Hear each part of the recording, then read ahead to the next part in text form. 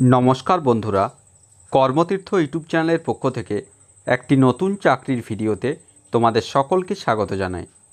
Indian railways অর্থাৎ ভারতীয় রেলের পক্ষ থেকে নতুন ৬,২৩৮টি শূন্যপদে নিয়োগের জন্য অফিসিয়াল বিজ্ঞপ্তি আজ অর্থাৎ ২৭শে জুন ২০২৫ প্রকাশিত হয়ে গেল।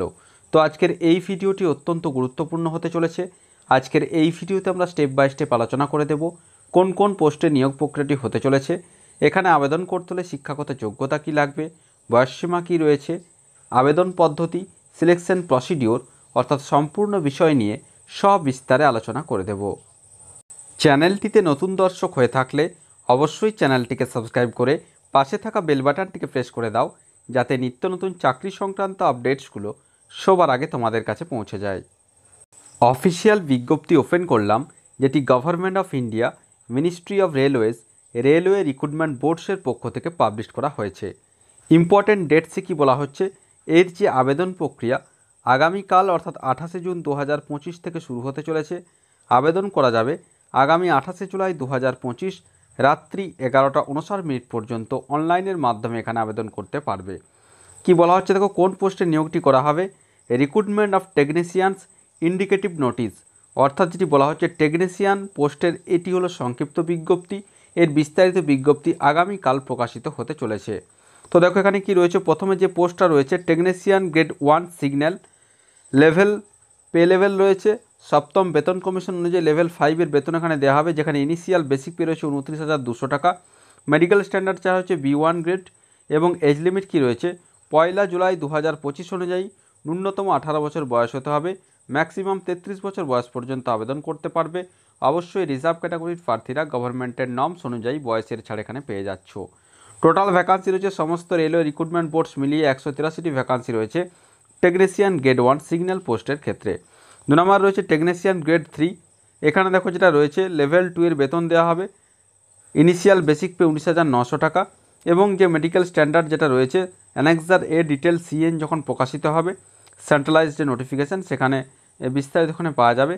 এক্ষেত্রে সর্বাধিক 30 বছর বয়স পর্যন্ত আবেদন করতে পারবে। রিজার্ভ ক্যাটাগরির প্রার্থীরা গভর্নমেন্টের নর্মস অনুযায়ী বয়সের ছাড় এখানে পেয়ে যাচ্ছ। এখানে দেখো সব থেকে বেশি ভ্যাকান্সি রয়েছে ৬,০৫৫টি ভ্যাকান্সি ক্ষেত্রে রয়েছে, অর্থাৎ টেকনিশিয়ান গ্রেড 3 পোস্টের ক্ষেত্রে ৬,০৫৫টি ভ্যাকান্সি রয়েছে। টোটাল ৬,২৩৮টি শূন্য পদে এই নিয়োগ প্রক্রিয়াটি সম্পন্ন হতে চলেছে। তো এটি হলো সংক্ষিপ্ত বিজ্ঞপ্তি। এর বিস্তারিত বিজ্ঞপ্তি আগামীকাল অর্থাৎ ২৮শে জুন ২০২৫ আসতে চলেছে এবং সেই সঙ্গে এর যে অ্যাপ্লিকেশন প্রক্রিয়া আগামীকাল থেকে শুরু হতে চলেছে। তো এবার আমরা একটু আলোচনা করে নেব এই যে দুটি পোস্ট রয়েছে সেক্ষেত্রে কোয়ালিফিকেশান কী কী লাগবে। তো প্রথমে আমরা আসি টেকনিশিয়ান গ্রেড 1 সিগন্যাল পোস্টের ক্ষেত্রে, যেখানে টোটাল ভ্যাকান্সি রয়েছে ১৮৩টি। এক্ষেত্রে যে কোয়ালিফিকেশান চাওয়া হয় BSc অর্থাৎ সায়েন্স নিয়ে গ্র্যাজুয়েট হয়ে থাকলে অবশ্যই এখানে আবেদন করতে পারবে। নির্দিষ্ট স্পেসিফিক কতগুলি বিষয় বা সাবজেক্ট রয়েছে সেই সমস্ত সায়েন্সের বিষয়গুলি নিয়ে BSc পাস হয়ে থাকলে আবেদন করতে পারবে, অথবা যাদের মাধ্যমিক পাসের পর পলিটেকনিক থেকে 3 ইয়ার্স ইঞ্জিনিয়ারিং ডিপ্লোমা রয়েছে তারাও কিন্তু এখানে আবেদন করতে পারছো, এবং ইঞ্জিনিয়ারিং ডিগ্রি যাদের রয়েছে অর্থাৎ BSc ইঞ্জিনিয়ারিং বিটেক যাদের রয়েছে তারাও কিন্তু এখানে আবেদন করতে পারবে।